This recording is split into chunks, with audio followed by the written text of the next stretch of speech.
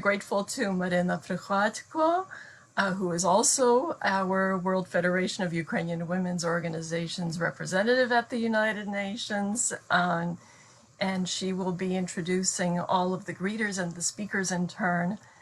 So see you at the end of the session. We look forward to a really good discussion. Thank you. Thank you, Marto, for that welcome. Again, hi everyone. Welcome to this parallel event. We are still trying to get comfortable with this format. This is new to everybody, so please bear with us as much as possible. So my name is Marina Prichodько. I'm the UN representative of the World Federation of Ukrainian Women's Organizations at the UN. And I will be moderating this parallel event today, which is titled very amply, Counteracting Anti-Gender Ideology in Ukraine and Eastern Europe. I hope that using this platform, we will all be more enlightened on this topic and come away from this event with more tools to counteract anti-gender ideology in each of our own specific contexts, because we have very many people joining us from all over the world today. Any other year, we'd all be sitting in the Truth Center at the UN, absolutely giddy from all the new information and all the new people that we have been meeting. Many of us would be flying in from very different parts of the world. But we hope this online format will ease some of this pressure of taking in all this new information and these new connections and people, and that you will benefit from the information that we will be presented by our speakers as they open up new perspectives. So we will have greetings and opening addresses and welcome addresses by the hosts and organizing organizations. And we will also have a welcome message from the permanent representative of Ukraine to the United Nations. I'll introduce the speakers, and each speaker will present their topic or their issue at hand today under the topic. We'll engage in some dialogue, some conversation amongst the speakers, address any comments or different topics, different aspects. And then we will switch to Q&A format in which attendees of this webinar can place their questions inside the chat. So please do that if you should have any questions. And then our speakers will gladly answer the questions. And then we will sadly close this parallel event, which we've been preparing so very much for. And then finally, I just want to remind you that we've loaded some files into the NGO CSW65 platform for this particular parallel event.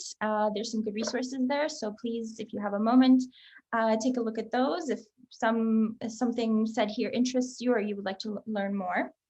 And thank you for joining our event, and thank you for your interest in what is going on in Ukraine, especially with regard to anti-gender movements.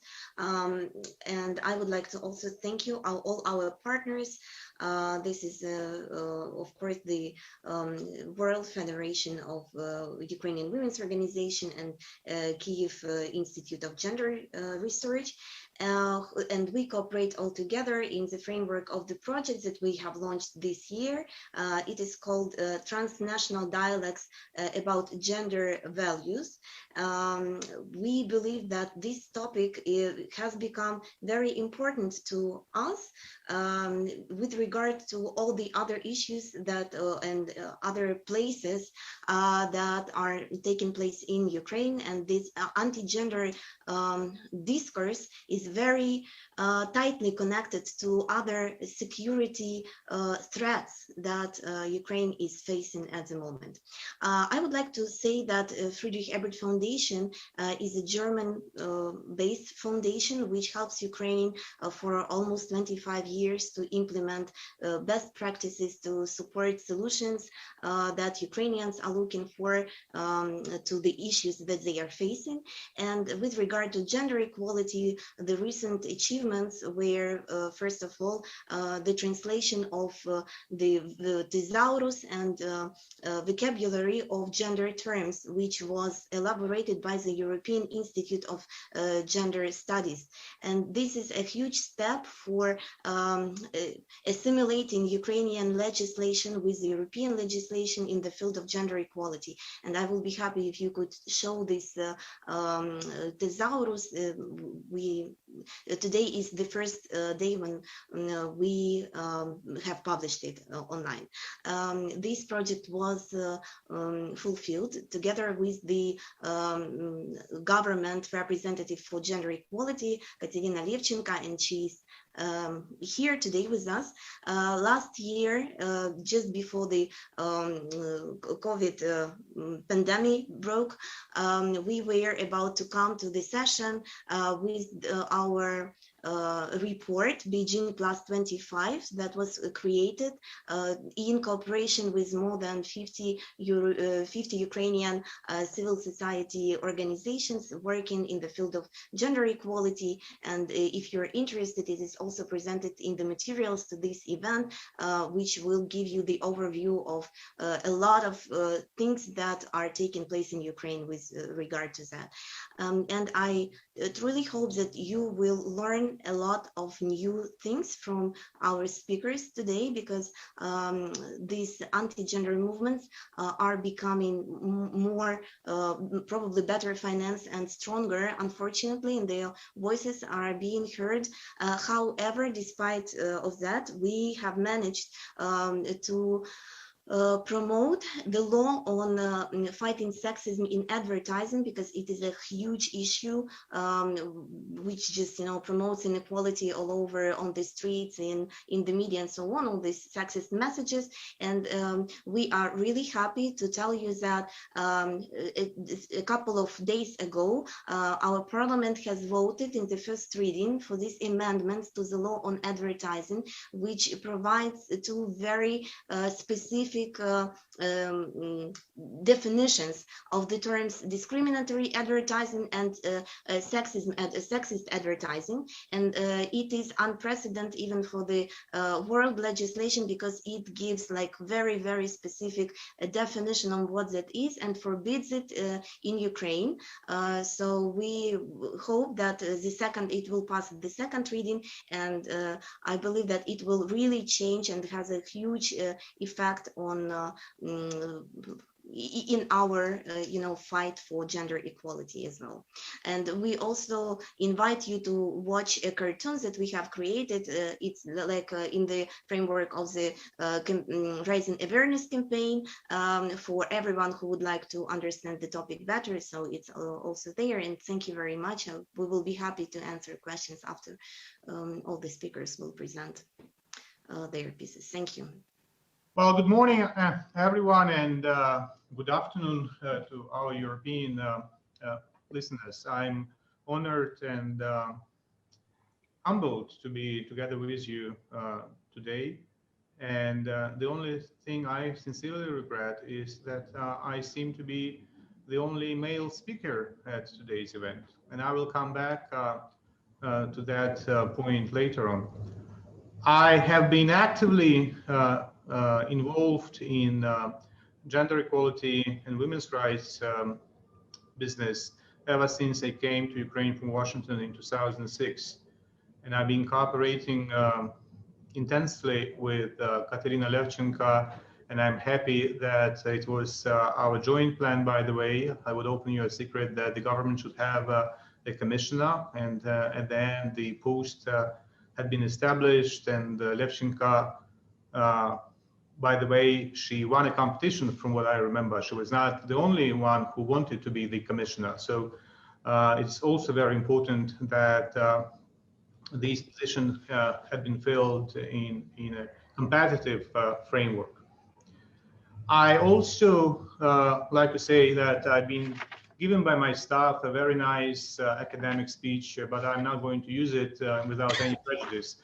I will like to concentrate on certain issues, and those are: I had a very intense conversation with Dr. Marta Kibalo a couple of days ago, and I told her that I have been struggling with the title of today's event. And the reason I have been, there are several reasons I have been struggling with the title of the event. And one of the reasons is that the very notion of ideology is very important in the constitutional framework of Ukraine. And I need to quote the Constitution of Ukraine, which I have in my hands. And the Constitution says, no ideology, that's Article 15 of the Constitution, no ideology shall be recognized by the state as mandatory. And we all criticize many Ukrainian laws, constitution, but we need, before we criticize, we need to implement them fully. And that means that there are many wonderful words and principles enshrined in our constitution. And I would like to say once again, no ideology shall be recognized by state as mandatory. It means that neither gender ideology nor anti-gender ideology should be recognized as mandatory. However, what is fundamentally important is gender rights, women's rights are human rights. And that is the reason why we have to defend them. Not because they represent certain ideology, but because women's rights are human rights. And the Constitution says that human rights and freedoms are inalienable and inviolable. That's Article 21. So we have to proceed from the very outset that we work on women's rights as part of our human rights agenda. Another thing is that in the course of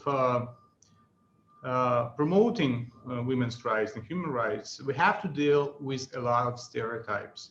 And stereotypes come from, oftentimes from illiteracy, negligence, and ignorance. And I have been witnessing many occasions where very esteemed politicians, including in our parliament, or even in the government, would discuss things without knowing the basics. So one of the things we have to promote the basics, and we have to promote the vocabulary, the right vocabulary. And here we come to the notion of gender. Gender has been misinterpreted by Ukrainian politicians, by Ukrainian lawmakers, and by public at large. Many see gender as sex. Many see gender, and especially since there is no specific word in the original Ukrainian language, when we say gender, many can't really understand it. And that where the anti-gender people jump on the opportunities to manipulate with the public opinion about it and say that gender is about LGBTQI, gender is about your sexual choice. No, let me refer all of us to Article 3 of Istanbul Convention. And Article 3 of Istanbul Convention is the article that speaks about definitions. And according to that Article 3, gender shall mean the socially constructed roles, behaviors, activities, and attributes that a given society considers appropriate for women and men. So that's not about sexual choice. That's not about what we do in our private lives on that side of our life. It's about the social roles that men and women play. And we have to admit that the definition of gender is different on both sides of the Atlantic. The North American definition of gender is different from the definition of gender according to the Istanbul Convention, and it's a very difficult thing. But I think that we have to promote the definition of gender as it stands in the Istanbul Convention. Another point I would like to make is that, and I come back to the fact that I'm the only male speaker today, that in order to be successful in advancing women's rights, we have to work with men. Whether we like it or not, we have to work with men. Whether we like it or not, as a matter of fact, that the majority of Ukrainian MPs, unfortunately, are men, that the decision makers, unfortunately, are men. And until we win their attention, until we educate them, until they become at least not so aggressively against the notion of women's rights, we may not achieve the breakthrough in promoting what we do. And the final point, wishing us a very good discussion. today, I think that one of the problems that I've been observing in many settings is that the majority of our events is the events among the people who are already on the right side of the fence. You know, we are talking to people who are already with us, and we need to engage people who may not be on the other side of the fence, but who be sitting on the fence and deciding whether they want to be with us or whether they want to join the opposite camp. So we would have this interaction and engaging, and we would expand the constituency of the agenda of promoting women's rights. I do that. I continue to be actively involved in women's rights here in my new position of permanent representative of Ukraine to the United Nations. I'm trying to do that in a cross-regional context. I'm proud to say that a month ago, my mission was very successful in organizing an event, cross-regional event, where we had African countries among co-sponsors, Latin American countries, European countries, dedicated to climate change and women's rights, and this nexus between climate change and women's rights.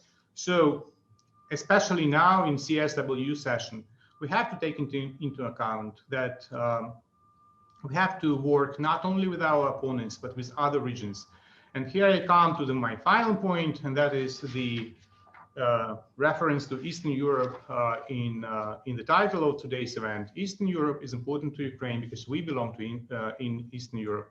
We are very well connected to Eastern European culture, traditions, and Ukrainians migrate a lot to Eastern Europe. You know, even if we take the aspect of women's rights in terms of migration, we also have to look how the rights of Ukrainian migrant women are protected in our Eastern European neighbors. And that is also maybe a very important topic for our future discussions. I thank you, and I wish all of us very good and intense discussion. Thank you. Я дуже рада вітати всіх нас на цій паралельній події. So I'm really glad to see all here today at this parallel event, ladies and gentlemen. Ми співініціювали її разом зі СФУЖО і в співпраці з фондом Фрідріха Еберта. So we were the co-initiators and co-organizers of this event together with the Friedrich Ebert Foundation office in Ukraine. Бо хочемо бути корисними нашим колежанкам, правозахисницям, жіночим активісткам і дослідницям з країн нашого регіону Східної Європи та світу. Because we really want to be useful, really want to help the female activists and our female colleagues from the region in this kind of activity. Які так само починають зазнавати антигендерних атак, яких ми зазнаємо в Україні. Because they also start actually, because they also are challenged, and they also face the effects of this anti-gender attack, something that we do face today in Ukraine. Ми в Україна країна фронтир.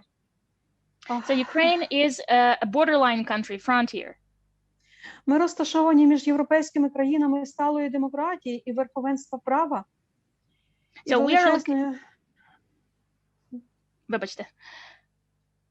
we are located between the European states, the states of thriving democracy, and the states where rule of law is the priority.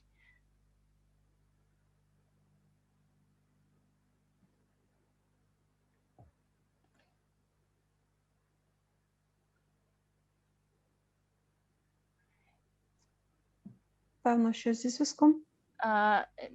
Так, ви трошечки завмерли на секунду. Це зв'язок, зрозуміло. І величезною Російською Федерацією, країною з навпаки сталим досвідом беззаконня і цивілізаційної зневаги до прав людини. So we're located between the European states with a thriving democracy and the rule of law on one side, and we also have the Russian Federation as our neighbor, where basically the key principles of human rights protection and rule of law, they do mean nothing there. Багато з нас в Україні хочуть перепинити цей сталий і відтворюваний тренд верховенства беззаконня, про що ми чітко сказали у 2014 році, зробивши свій європейський вибір. So many people in Ukraine, they do want to get rid of this trend, completely rejecting the democratic development and rule of law. And in 2014, we were very loud with announcing what we really wanted, a pro-European choice. Починаючи з 2010 року, ми, українські феміністки і правозахисниці, почуваємося вдома, як на полігоні. So starting from 2010, we, the Ukrainian feminists and female activists, we do feel at home like we are at the battlefield. Де відпрацьовуються і де тестуються нові і не дуже гібридні технології війни, у якій ми є мішенями. So where we witness how new and old ways of hybrid, new and old ways and approaches of hybrid warfare are tested in the country. And we are the targets.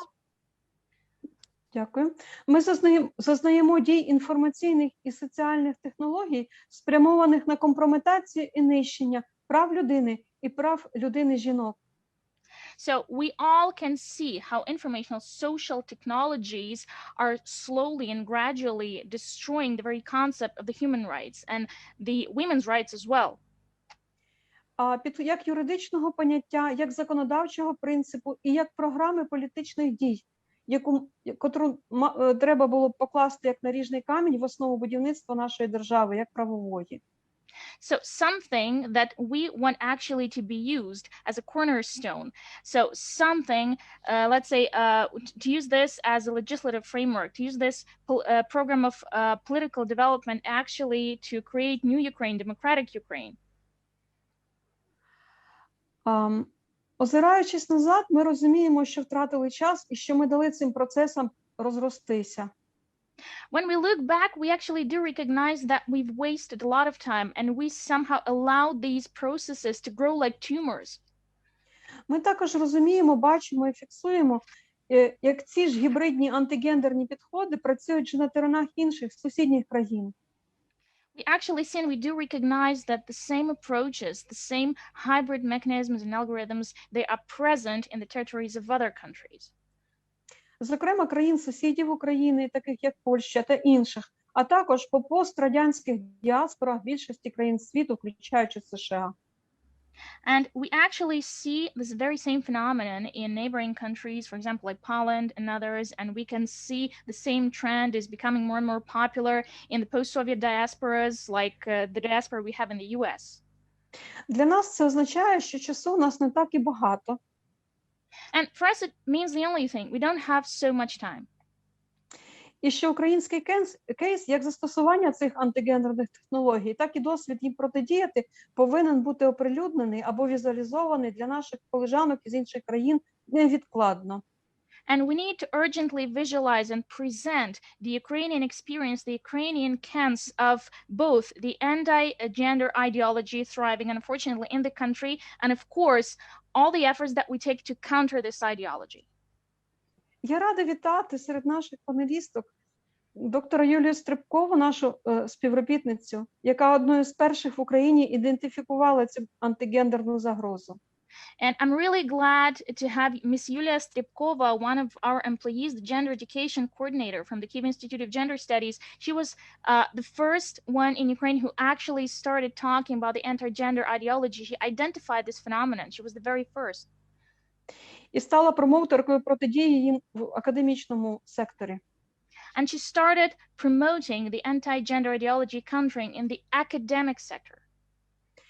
І доктора Катерину Левченко, що нині посідає високу урядову посаду, урядової повноваженої з питань гендерної політики. And it's of course nice to have Ms. Katerina Levchenko with us. Today she takes one of the highest positions in Ukrainian power, so she's the government commissioner of gender equality policy. She's with us today. І має мандат діяти на встановлення гендерної рівності та утвердження прав людини-жінок. And she has a unique mandate to actually promote the gender equality in the country and to strengthen the protection of human rights and women's rights as its part. А тоді, у далекому 2012 році, як відома правозахисниця, одною з перших розпізнала і підтримала зусилля протистояти цій хвилі. And in 2012, many years ago, she was among those first female activists who actually identified this threat, and she was brave enough to actually withstand this phenomenon at that time. Так, ці хвилі ворожої правам людини пропаганди. This wave of propaganda that's actually threatening the human rights. Я дякую всім за увагу і запрошую до нашого, я сподіваюся, ефективного обговорення. Дякую. So, dear ladies and gentlemen, thank you so much for your attention. I'm so grateful for your participation in this event, and I do truly hope that we'll have a very productive discussion today. Thank you so much and enjoy. Thank you, Ms. Prichodько. First of all, thank you to the World Federation of Ukrainian Women's Organizations and the Kyiv Institute of Gender Studies for organizing this very important virtual discussion.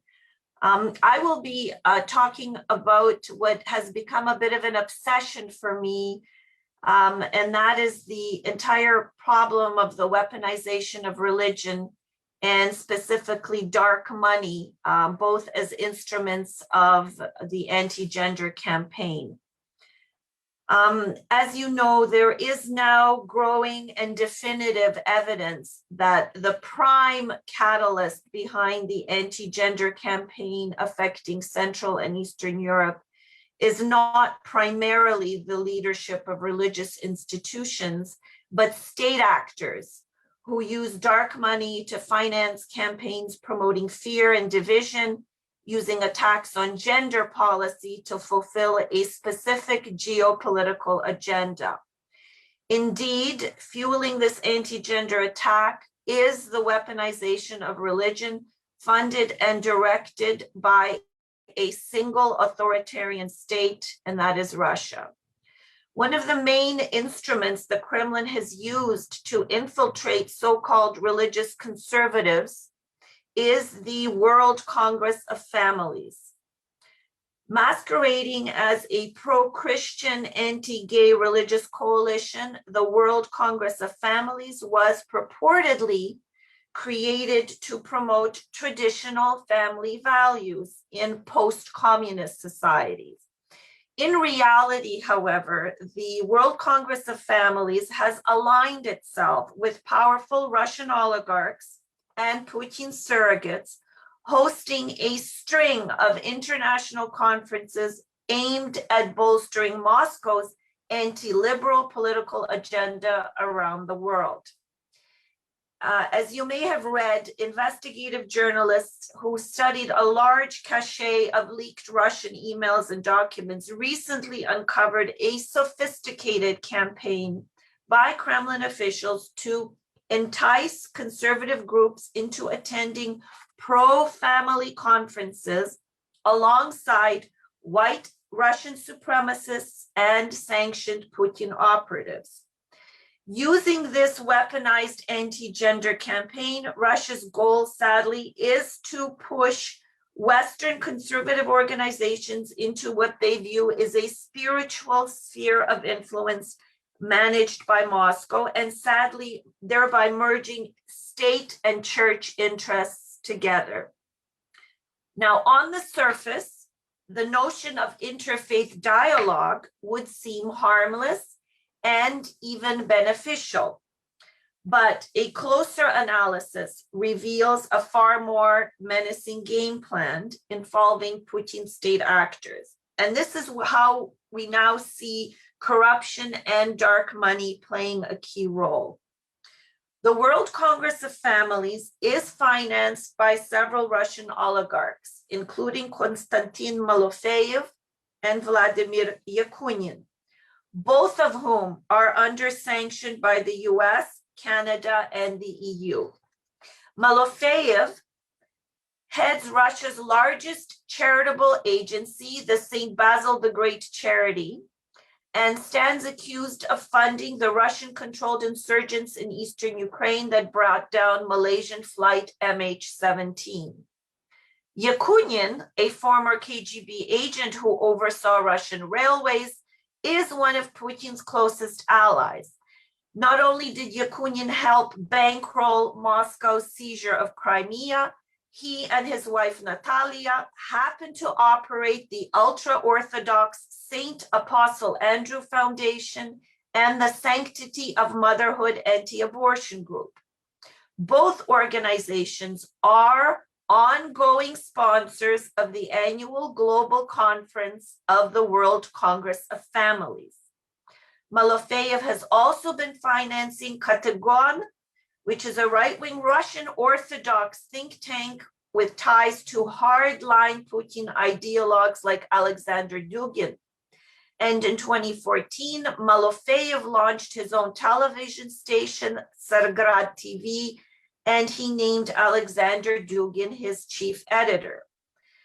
Equally troubling are recent reports from the Moscow Times indicating that this very same influential pro-Kremlin billionaire, Konstantin Malofeyev, plans to bankroll an online conservative religious troll farm allegedly to promote family values.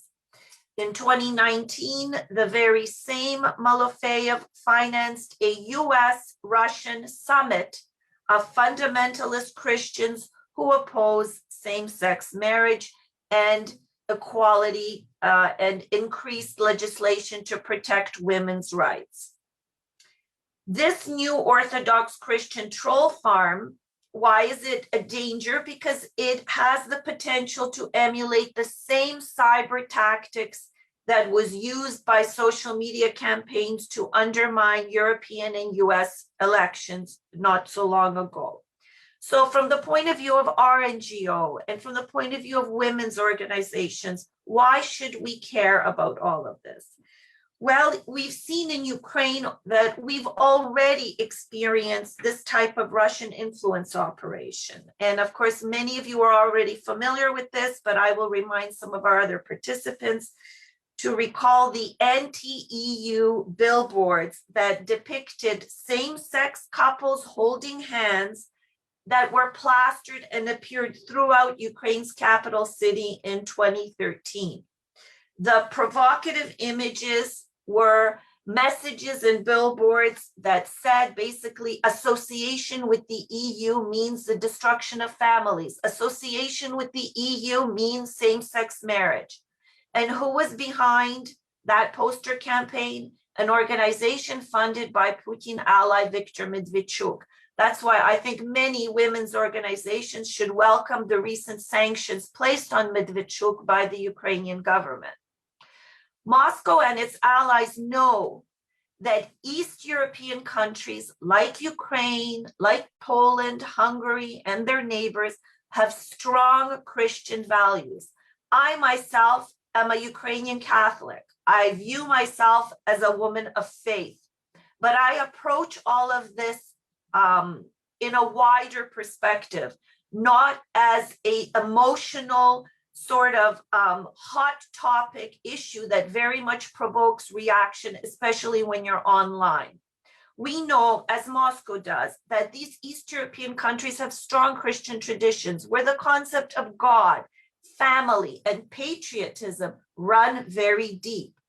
By targeting Eastern Europe, Moscow hopes to focus on the so-called decay of EU liberalism, to turn these societies away from social progress and towards a spiritual worldview dominated, sadly, by Russia's geopolitical interests. They have nothing to do with gender politics. And Moscow is not limiting its propaganda campaign to Europe or North America. I just want to mention that since Malofeyev is under US and EU sanctions, he's now expanding his influence operation in new regions. He's become a financial consultant to the government of Niger, Guinea, and the Democratic Republic of Congo. So as the key financier of Putin's anti-gender campaign, it is now plausible that Malofeyev is now using his financial power to build social policy coalitions with these African countries. So what can we do as women, as social activists, as NGO leaders?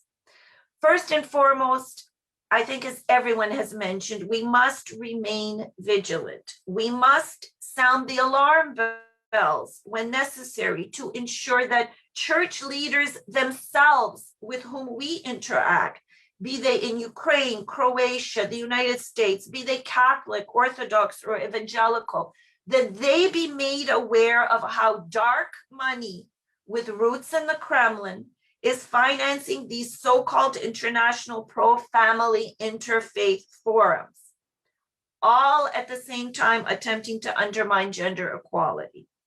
We should insist that religious leaders, and I have done this in our Catholic sphere of organizations, we are trying to influence them to refuse to participate in any international forums organized by groups who receive dirty money from what I refer to as Putin's God Squad oligarchs, because that is exactly their mission. We should also try to attempt to track and follow the World Congress of Family Events. They have had forums and congresses in Greece, recently in Italy. They position themselves in various European countries. We should try and organize, where possible, with our diaspora groups, protests when we see these types of conferences taking place. And we should try to expose to the media in those countries the corrupt sources of money that fund these gatherings. We should also expose the hypocrisy of a regime such as Russia, which shoots down civilian airlines or kills and poisons opposition members, and yet they are positioning themselves as the defenders of family values. Extreme hypocrisy. Secondly, we must ensure that no Western religious institutions partner with any social projects with the Russian Orthodox Church, so long as it is being bankrolled by these corrupt operatives.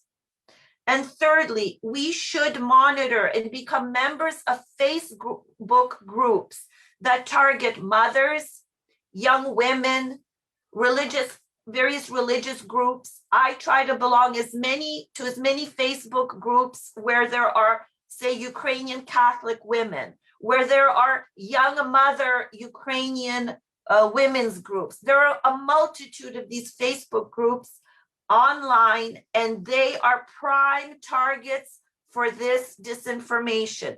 And what we're facing is not unlike what the Americans have faced recently with the QAnon conspiracy phenomenon. QAnon began by bombarding its messages, first by joining young mothers groups, mothers that were looking for daycare centers, mothers who were worrying about, I don't know, sex offenders, pedophiles, and so on. They joined those groups, remained very quiet and cooperative, and then slowly began sending this disinformation and this messaging. So we should make an effort to belong to as many of these Facebook groups as possible. And lastly, I want to say that there is a place for a rational debate among civic leaders and faith-based organizations about how best to balance and protect the needs of families without destroying the advances that we've made in gender equality and non-discrimination. But we, as women advocates, we have to make it clear, as the ambassador said, to key decision makers that having survived communism and fascism, Central and East European civil society, we cannot allow dark money and corrupt state actors to now manipulate and set the narrative of social policy discussions in order to advance geopolitical goals that, at least in the case of Ukraine, are diametrically opposed to Ukraine's national and security interests. Thank you. That's all I wanted to say. And thank you again for being a part of this super important discussion. So first of all, I would like to say thank you to all organizers of our event, because it's really a very important topic which is interested not only in Ukraine, but other countries of our region. We already know that I'm a government commissioner for gender equality policy in Ukraine, and I have been working for this position, on this position for 3 years. I have NGO background, and I have been working as director of non-governmental organization La Strada Ukraine more than 20 years. And La Strada is an international network. We have partners in different countries, European countries. And that is why I was able, and still now I can receive information about anti-gender attacks from different countries of Europe. And my boss position as a government commissioner on gender equality policy and as director of La Strada and Women and Human Rights Defenders, they really created a lot of gender situation for me personally, because for anti-gender groups, me and my colleagues, we were identified and chosen as targets in their attacks. Lisa Shemko already describes the history, situation, and development of anti-gender movements and groups, and that is why in my short presentation I would like to summarize some lessons learned and maybe non-learned by us, and these lessons for me, as I think they are very important, not only for Ukrainian activists and experts, but as well for activists and experts from other countries as well. Lesson first, be on time. It's very important. First anti-gender groups appeared in Ukraine around 2010. It was a year when Yanukovych was elected as Ukrainian president, and as you may know, or as you remember, he had very close relationship with the Russian Federation.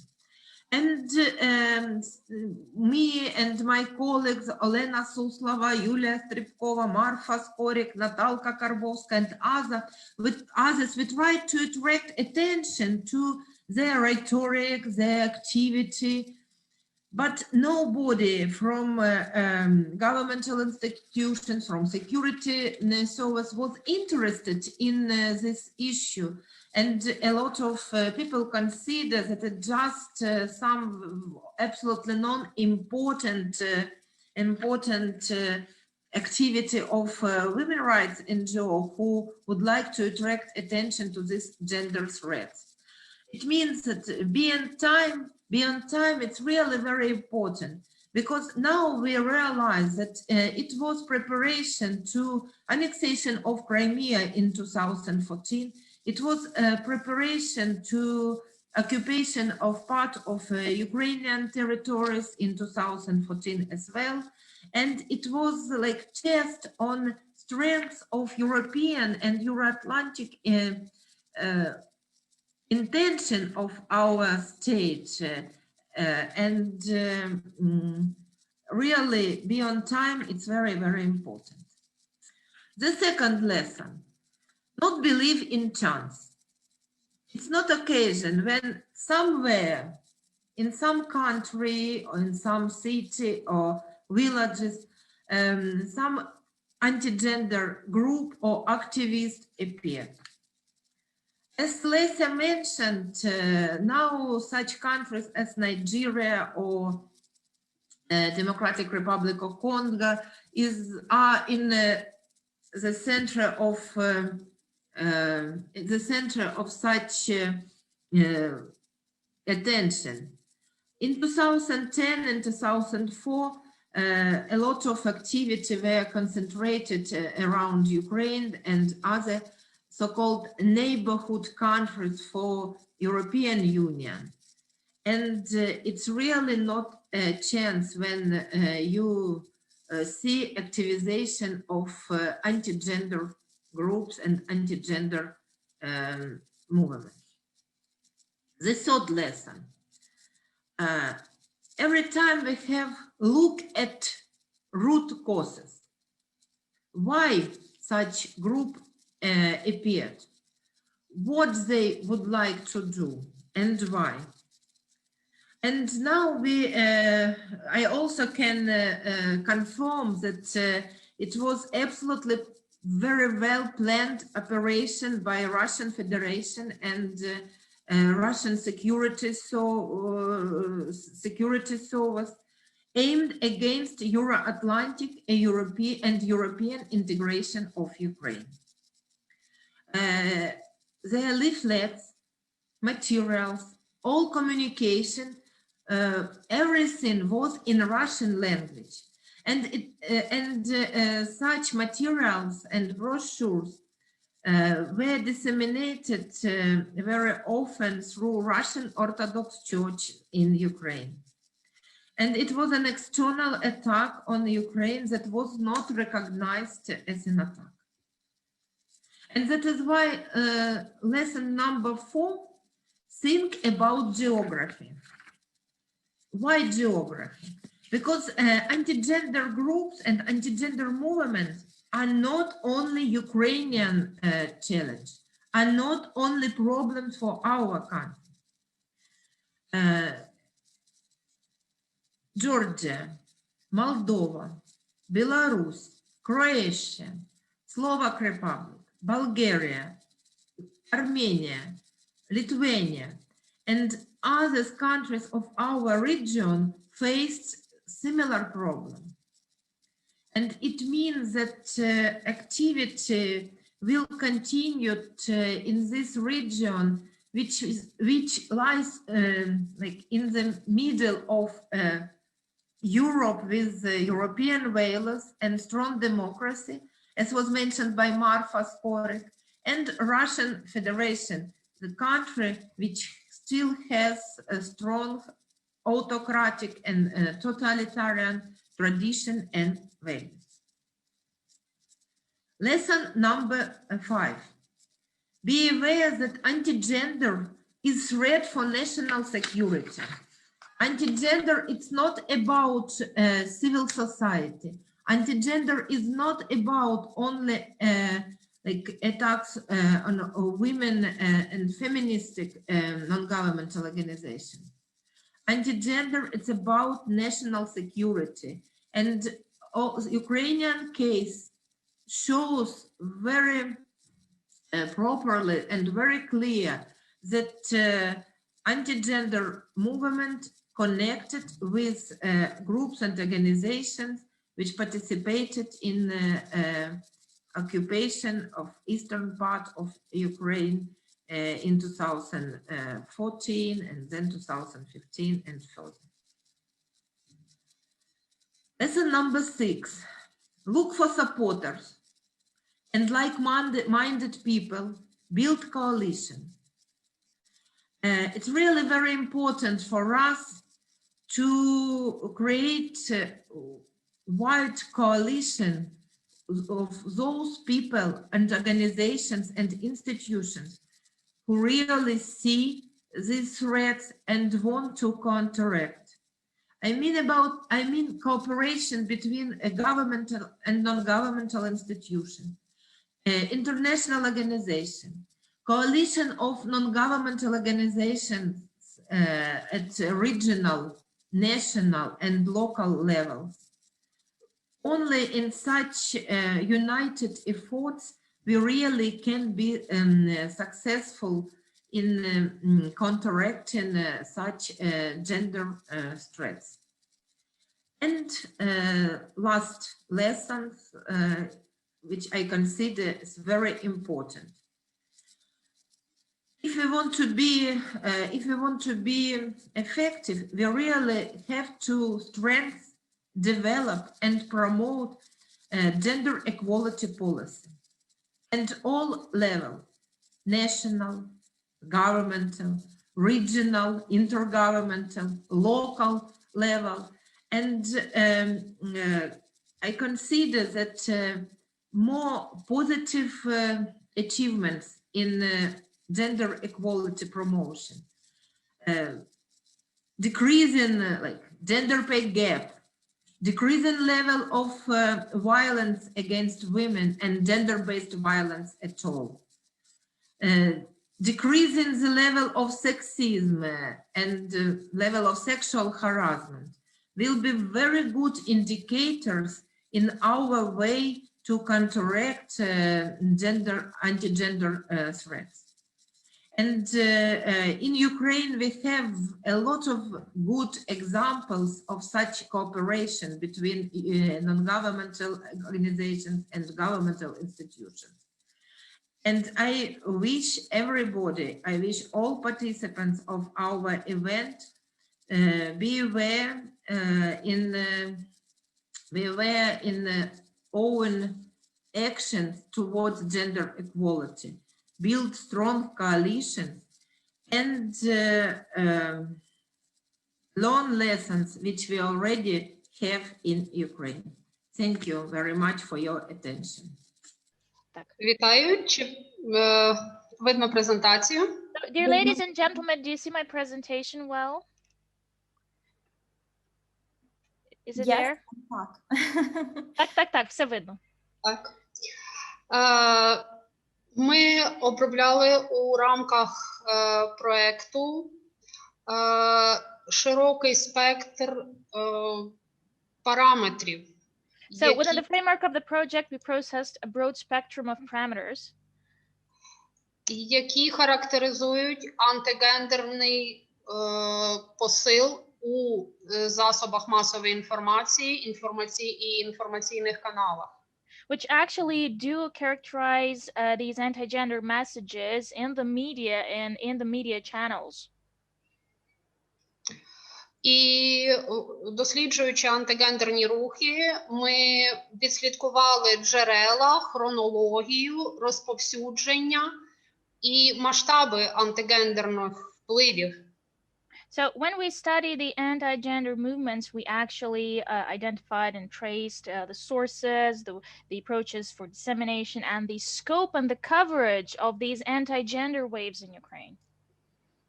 І аналіз цих відкритих джерел, він також містив значний візуальний контент, який продукував антигендерні меседжі, антигендерні посили для різних груп. And when we analyzed these open sources, we saw a huge, massive wave of visual context, which actually was articulating all these anti-gender messages for different groups and categories of society.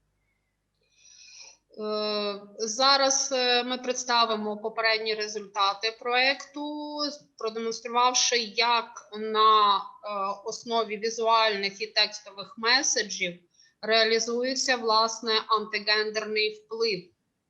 So we will present you right now these preliminary results of the project. We will try to demonstrate you how, with the use of these text and visual messages, the anti-gender influence is actually articulated. So how the effect is disseminating in the society.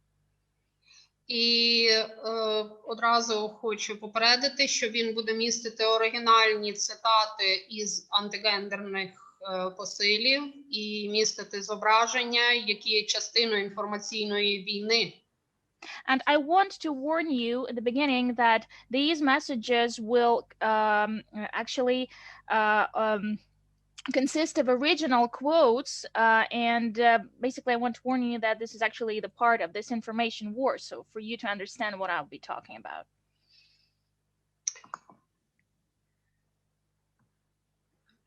Ми пов'язуємо початок системної антигендерної кампанії з 2010 роком. So we actually refer the start. We actually define the starting point of the systemic anti-gender campaign. We refer it to 2010. So this is the starting point for all this anti-gender movement. 2010 року ПАРЕ прийняла ряд важливих документів, зокрема щодо протидії дискримінації за сексуальною орієнтацією і статевою ознакою. So in 2010, Parliamentary Assembly of the Council of Europe adopted a number of very important documents and legislative acts on countering discrimination, including the sex-based discrimination. і резолюцію 1706 щодо збільшення представництва жінок в політиці через виборчу систему. And also the resolution 1706 to increase the number of women in politics by actually via the election system. І водночас Росія стає осередком у тієї боротьби за сімейні цінності. And in this case, Russian Federation becomes somewhat as of an eye of the hurricane. The country starts protecting the so-called family values so hard. Яка до 2014 року збирає вже понад 45 країн світу.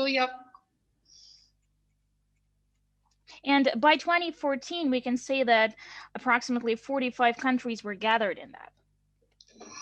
З 2011 року ця хвиля заходить в Україну і не тільки в інформаційний простір. In 2011, this wave reaches Ukraine and it interferes not only in our information space. Відбувається ряд заходів на захист так званих сімейних цінностей. So we have these numerous events taking place in Ukraine to protect the so-called family values. В центрі якої знаходяться молоді чоловіки, які є активними захисниками традиційних сімейних цінностей, зокрема, захисту дітей від аморальних посягань. So if we take all these campaigns and events, we can see that in the very nucleus of these, we have mostly young men who are presented as defenders of the traditional values. And in particular, they actually claim that they try to protect children from immoral influence. І створюється диспозиція правильне, просімейне, традиційно цінне і неправильне, проєвропейське, толерантне до гендерної рівності і ліберальне. And actually, we have this opposition that emerges. So something that is correct is definitely related to these family and traditional values, and something that is incorrect is tied to pro-European position, to tolerance, to gender equality and liberalism. І виступаючи за традиційну багатодітність, ми з'ясували, що транслятори цих меседжів – це антигендерних і боротьби за традиційність, це молоді люди, переважно чоловіки, понад 70% чоловіків серед трансляторів антигендерних меседжів. So when we try to analyze who's actually disseminating this information, who's trying to protect the very concept of traditional extended family with many children, so all these messages in the framework of the anti-gender ideology was brought mostly by young people, and we speak about men. More than 70% of them were men. І, як правило, ці транслятори антигендерних посилів, вони в 16% загалом не мали дітей, в 42% загалом не є батьками, і майже 16% мають всього одну дитину. And when we actually try to analyze who these articulators were, the articulators of the messages who transferred it, as a rule, well, if we take the percentage, 16% they had no child, 42% they were not even parents, and only like approximately 60% of them had only one child. Натомість вони продовжують виступати проти європейських цінностей, проти європейських позицій, змальовуючи у негативному зображенні всіх проєвропейських політиків, так і політику європейську загалом. So they continue to stand very hard against European values, against basically the pro-European position itself, and they keep describing the European political process and some of the European politicians as negative and immoral. І до антигендерного вектору доєднуються інші напрямки, інші напрямки впливу.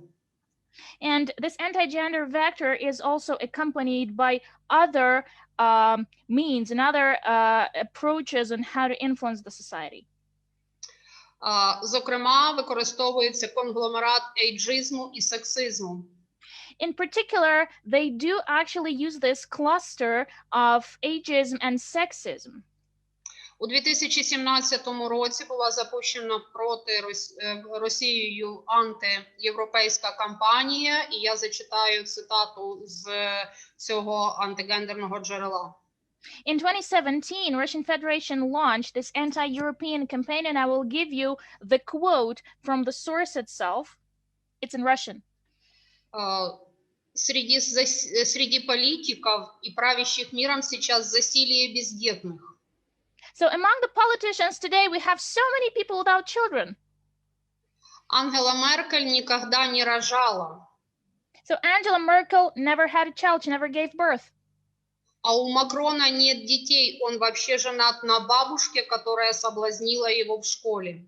And then we have the quote, actually, that Macron, president of France, does not have children. He's not a father. And actually, he is married to an old lady. Who simply seduced him once. That's what they say. І оцей конгломерат ейджизму, сексизму і витіснення жінок з політики, він яскраво проявляється на передвиборчих кампаніях. And this tight cluster, this huge cluster combining ageism, sexism, and these efforts to push the women out of politics, we can clearly and brightly see all these manifestations during election campaigns. Ми бачимо, як в Україні штучно зістарювались зображення жінок-політиків. You can see this Ukrainian billboard, and here we have one of the candidates, a lady, and her image was artificially aged. So she's not definitely that old, but they did it intentionally. І тут підкреслено, що це останній шанс для бабусі. And the inscription on the billboard says, literally translated from Ukrainian, 2019 is the last chance for a grandma. І це не є, звісно, характерно тільки для України. Такі поєднання ейджизму і сексизму застосовувалися в інших країнах. So this cluster is not something very typical and authentic for Ukraine. This was also used in other countries as well. Зокрема, жінки стають мішенню антигендерних меседжів, які поєднують стать, вік, статус і інші ознаки. And women become targets of this weapon, actually, when they try to combine age, status, age, social status, sex, gender, and other characteristics and features.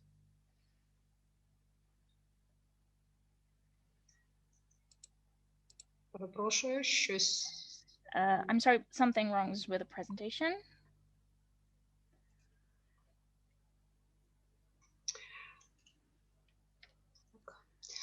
І на противагу таким зістареним жінкам. And just to oppose these images of artificially aged ladies, виступають зображені, змоложені, штучно змоложені проросійські політики. Look at the images of pro-Russian politicians, I mean men, if we have women artificially aged and these are turned into young boys, literally. Це плакат, який тримали на Конгресі російських націоналістів. So this banner was held in hands of the participants of a Congress of pro-Russian nationalists. Але коли ці зображення почали використовувати офлайн у одному із громадських місцях в Москві, but when these images were used in offline mode somewhere in a public place in Moscow, ми бачимо, що жінка висувається із зони впливу. We can see the lady actually being pushed out of this influence zone somehow. І зауважу, що на той час вона відсувається не тому, що програла вибори. На той час ця політикиня ще не увійшла в передвиборчу кампанію. So I just want to note that at that time, she was actually pushed out of that, not because she lost the election. She simply hadn't become a candidate. She wasn't announced as a candidate. Це є витіснення жінок і є складовою патріархату і антигендерної ідеології. We can say that this phenomenon, when women are being pushed out of this narrative, this is basically a component of patriarchy, pure patriarchy and anti-gender ideology. Жінки витісняються з лідерства, зі сфери прийняття рішень. So women are so easily pushed out of the leadership, out of decision-making process. І у Східну Європу у 2016-му вже залишились тільки 2 штучно змоложених чоловіки, які представляють вплив і владу. And in 2016, for example, in one of the Eastern European countries, we can see that only 2 men are left looking very young in this banner, and they actually represent influence and power. Більшість меседжів і візуальних, і текстових має свою аудиторію. So the majority of these messages, both visual and textual, they do have their own target audiences. Це приклад демотиватора. So this is an example of so-called demotivating image. Розроблених у Росії. Designed in Russia. Який протиставляє молоду, бажану жінку. So basically it's opposing this young, attractive, good-looking, seductive lady. Персону старій Україні. Цей меседж направлений на аудиторію у Криму. So, and on the left, we have this nice, young, good-looking prosecutor, and in the right part, we actually can see this accumulating image of old Ukraine. So the target audience for this demotivator is the Crimean population, and it has a very clear message. Для жителів анексованого Криму створюється диспозиція свій і чужий. So for the population of annexed Crimean Peninsula, they create this opposition, us and them. І звертаю увагу на меседж, на текстовий посил. Він є двомовним у реченні з 3 слів. So we have this message. I just want to draw your attention in the bottom line. So it consists of 3 words, but the first part is in Russian and the second part is in Ukrainian, and it's bilingual. І так він об'єднує російськомовних і україномовних реципієнтів інформації. In this way, it actually joins, it gathers the recipients of this message, both Ukrainian and Russian speaking. І робить їх аудиторію антигендерного і антиєвропейського впливу. And turns them into a target audience for this anti-gender and anti-European campaign of this influence. Таке переключення мови не випадкове. So this bilingual characteristic, this language shift is not something random. Аналізуючи антигендерні меседжі, ми побачили, що більше ніж в 90% мова переключається. So when we analyze all anti-gender messages, we notice that in more than 90% of cases, they shift between languages. І окрім картинок, текстових меседжів, зараз дуже поширені відео, які транслюються на різних інформаційних ресурсах. And except these images and videos, we also, except these images and text, we also have videos shared elsewhere in different information platforms and social media. І ми бачимо, як переключається зараз мова з російської на англійську. And we can easily see how the language is shifting from Russian to English. Ці моделі антигендерного впливу, вони відпрацьовані на Україні, поширюються. So these models of anti-gender influence, they actually are being very well tested and adapted to Ukrainian reality and may be definitely used to disseminate further. І до сексизму, до антигендерної ідеології приєднуються інші вектори дискримінації. And sexism and anti-gender ideology in this case are joined or accompanied by other discriminatory vectors.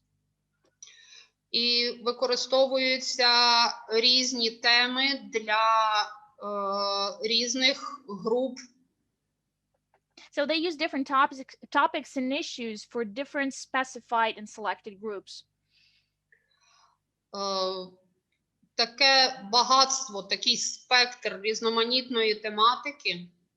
So this broad spectrum, this definitely broad spectrum of topics and issues може бути тригерами для дуже великої кількості груп. So what it gives us, where is the threat? We may have multiple various triggers for absolutely different kind of groups. Я знову зачитаю цитату. Сьогодні аборти і гомосексуалізм, завтра педофілія, післязавтра поклоніння сатані. Усе це етапи одного процесу. Світові ЗМІ називають його лібералізація. So I'll give you one of the messages. It's in Ukrainian, so quoting literally. So today we have abortions and homosexuals, tomorrow pedophiles, and like in a month we'll have people worshiping the Satan. So these are all the stages of one process. Global media call it liberalization. Такі атаки на різні групи, релігійні, етнічні, мовні групи. So we have these attacks, we have different groups suffering from these attacks, religious group, ethnic groups, and we have also language groups. Роблять вразливими багато людей. And that's how many people do become vulnerable. They cannot protect themselves from this. І ми бачимо, що ця хвиля антигендерна, вона має за своє джерело Росію і через Україну з 2010 року. So we can see that this anti-gender wave, it definitely has a starting point, a point of ignition. It's Russian Federation. And starting from 2010, using Ukraine as its transfer channel. За багатьма ознаками впливає на різних людей. It actually uses different kinds of painful spots. It uses so many triggers to affect people in different ways. Групи, які реагують на ці посили, на ці меседжі, які завжди мають антигендерний компонент, вони штучно підігріваються і нацьковують одні проти інших. So we can see that the groups which actually do respond to these anti-gender messages sent intentionally, they are like put in one saucepan. They are put on a very small fire and they're boiling gradually. And we have this tension increasing all the time and we may have potential conflicts between them. І, звісно, інформаційні джерела і роль соціальних мереж є дуже важливою в цьому процесі. And the role of informational platforms and sources and social media, its role is very important in it. Проте процес виходить за межі спільнот різних груп, перетинають кордони і набуває транснаціонального характеру. But this process definitely goes beyond the borders. It goes beyond the communities, the groups. It crosses the borders easily and becomes transnational. It definitely spreads around the globe. І за допомогою поєднання антигендеру і інших яскравих, сильних месенджів, ці групи немає груп, які є в безпеці. Будь-яка група може зазнати цього ідеологічного впливу. And the biggest threat is that when we combine this anti-gender ideology with bright and powerful message, there is no group left behind. Anyone can become vulnerable and exposed to that kind of influence. через ці ідеологічні конструкти ніхто не може бути в безпеці. And unfortunately, due to these ideological concepts and constructs, nobody actually can feel safe even staying in one's own country. Цей вплив не обмежується інформаційним впливом через онлайн. І, звісно, що можуть виникати акції, які порушують соціальну стабільність. Of course, this influence is not limited purely to online environment, purely to informational space, digital informational space. It goes to offline environment, and we may have these outbursts of social disturbance elsewhere. І наразі антигендерні коментарі з'являються у обговоренні, наприклад, військової доктрини Росії. And currently, we even have the anti-gender messages and comments emerging in the discussions of Russia's military doctrine. І яка група релігійна, етнічна чи громадянська стане наступною мішенню? And who will be the next target? Which religious, ethnic, or other group will fall under this threat? Наразі невідомо. So we cannot say which exactly will be there. Але вона буде однозначно мати елементи сексизму і антигендерної ідеології. But definitely this threat will be pushed by sexism and anti-gender ideology. Повний звіт можна буде отримати у квітні. Дякую за увагу. So you will be able to get the version with full report in April. And so far, ladies and gentlemen, thank you for your attention. Thank you so much. Hello, I'm glad to be here, and thank you for invitation for this discussion. Really, the role of the court in ensuring gender equality and respect for women's rights and prevention of domestic violence is very important, especially in Ukraine. I'd like to focus on these three aspects. Firstly, the Ukrainian Association of Women Judges, together with the other association, Women Association, with the support of the Frederick Ebert Foundation in Ukraine, will conduct a serious training for judges on the prevention of discrimination in advertising. Namely sexist advertising. This year, together, we have prepared a guide for judges to hear this category of cases. Secondly, the question is important for me as a judge is ensuring equal rights and opportunities for men and women and other aspects of gender policy. The participants our discussion said about gender equality and gender equality in the justice system.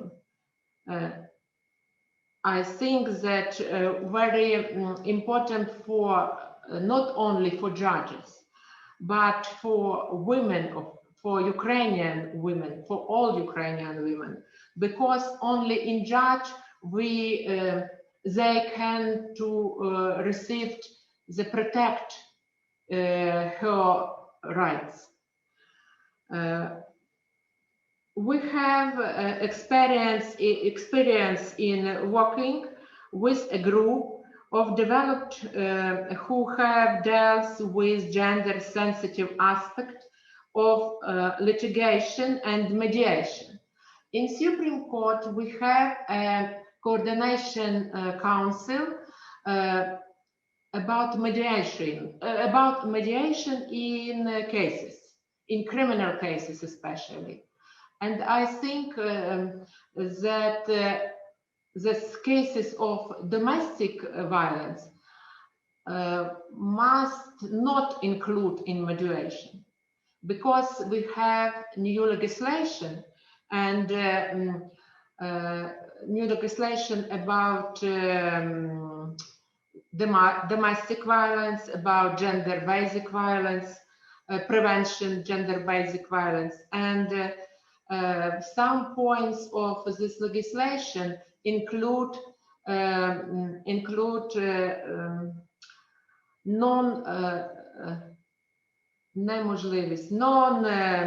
The impossibility. No impossibility to close the cases because this category of cases have very specific points. Next, I'd like to say that in Ukrainian procedural codes contained a rule which stipulates that when a person applies to a court on such grounds, the judge is obligated to take this aspect into account when considering cases. We expect that this year it will be possible to use the implementation of the gender component in the justice system, more implementation. And finally, the application of Ukrainians' new legislation on combating domestic violence is very important, and consideration of such cases is a priority for us.